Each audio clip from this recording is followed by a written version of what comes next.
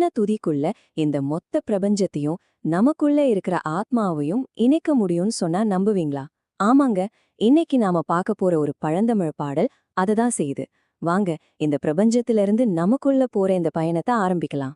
முதல்ல இந்த முழு பாடலையும் ஒரு தடவை பார்த்துடலாம். கேட்கறதுக்கு ரொம்ப சிம்பிளா இருக்கிற மாதிரி தோணும், ஆனா இதுக்குள்ள ஒரு பெரிய தத்துவ பயணமே இருக்கு. சரி, இப்ப இதோட ஒவ்வொரு வரியா பிரிச்சு அதுக்குள்ள என்ன இருக்குன்னு ஆழமா பாப்போமா? இந்த பாட்டோட ஆரம்பமே ரொம்ப பிரம்மாண்டமா இருக்கு. சிவனோட ஒரு காஸ்மிக் ரூபத்துல இருந்து தான் தொடங்குது. அவரை அந்த அண்டத்துக்கே ஒரு பாதுகாவலரா, ஒரு கார்டியனா காட்டுது. அவரோட வேலையே என்ன தெரியுமா? இந்த உலகத்தோட மிக அடிப்படையான ஒரு பயத்துல இருந்து நம்மள காப்பாத்துறது தான்.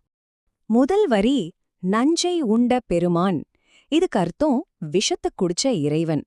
இதுக்கு பின்னாடி ஒரு பெரிய புராண கதையே இருக்கு, உங்கள பல பேருக்கு தெரிஞ்சிருக்கலாம். அதாவது தேவர்களும் அசுரர்களும் அமிர்தத்துக்காக பார்க்கடலை கடைறாங்க. அப்போ அமிர்தத்துக்கு முன்னாடி கொடூரமான ஆழக்கால விஷம் வெளியே வருது. அந்த விஷம் மொத்த பிரபஞ்சத்தையுமே அழிச்சிடுற அளவுக்கு சக்தியோட இருக்கு. அப்பதான் எல்லாரையும் காப்பாத்த சிவன் முன்வந்து அந்த விஷத்தை தானே குடிச்சிடுறார்.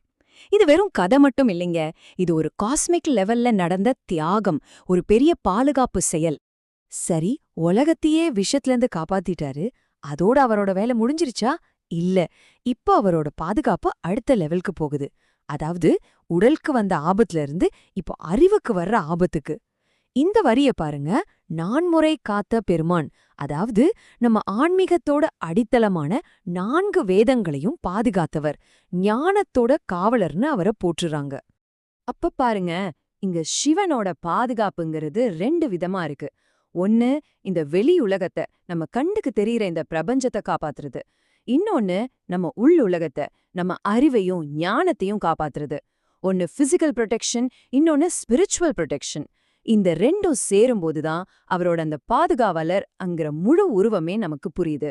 சரி, சிவனோட செயல்கள் எவ்ளோ பிரம்மாண்டமா இருக்குன்னு பார்த்தோம். இப்போ அந்த செயல்களை செய்யற அவரோட தோற்றத்தை கொஞ்சம் கவனிப்போமா? அவரோட உருவத்துல இருக்கிற ஒவ்வொரு விஷயமுமே ஒரு சிம்பிள் தான். அதுல ரொம்ப பவர்ஃபுல்லான ஒண்ணுதான் இந்த பாடல் அடுத்ததா சொல்லுது. நாக பரண பெருமான், அதாவது பாம்பு ஒரு நகையா போட்டிருக்கிறவரு. யோசிச்சு பாருங்களேன், மனுஷனுக்கு இருக்கிற ஆதி காலத்து பயங்கள்ல ரொம்ப முக்கியமானது பாம்பு. அது ஆபத்து, மரணம் எல்லாத்தோடையும் சின்னம். ஆனா இங்க அந்த பாம்பே சிவனோட கழுத்துல ஒரு ஆபரணமா இருக்கு. எப்படி? இதுக்கு பின்னாடிதான் ஒரு பெரிய தத்துவமே இருக்கு.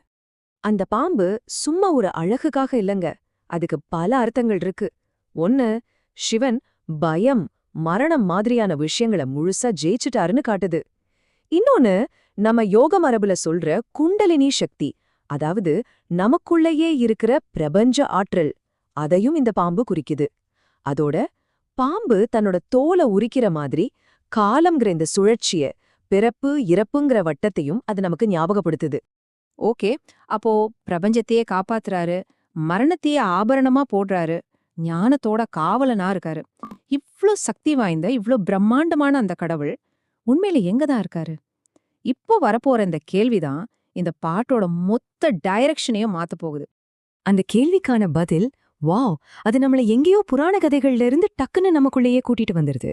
இதுதான் இந்த பாட்டுல இருக்கிற ஒரு பெரிய ட்விஸ்ட். நம்முள் இருக்கும் பெருமான். ஆமாங்க, அந்த அண்டத்தையே ஆட்டி படைக்கிற சக்தி எங்கேயோ வானத்துல இல்ல, அது நமக்குள்ளேயே தான் இருக்கு. விஷத்தை குடிச்சு உலகத்தை காப்பாத்தின அதே சிவன் நம்ம ஒவ்வொருத்தருக்குள்ளேயும் இருக்காரு. இந்த ஒரு வரி கடவுள்ங்கிற கான்செப்ட ரொம்ப தூரத்திலிருந்து நம்ம இதய துடுப்புக்கு பக்கத்துல கொண்டு வந்துருது. சரி, கடவுள் நமக்குள்ளதான் இருக்காருன்னு புரிஞ்சுக்கிட்டதும் என்ன ஆகும்? அவருக்கும் நமக்குமான உறவே மாறிடும்.